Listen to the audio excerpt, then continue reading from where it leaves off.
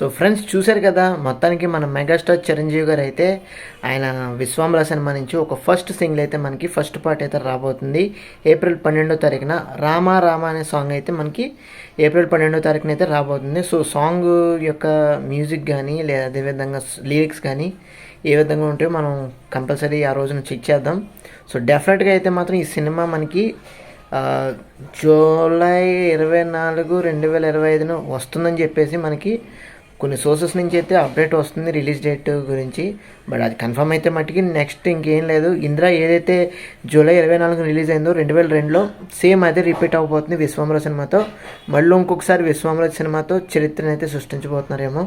So డెఫినెట్గా wait and see, చూద్దాం ఏ విధంగా ఈ సినిమా అనేది ఉండబోతుందో.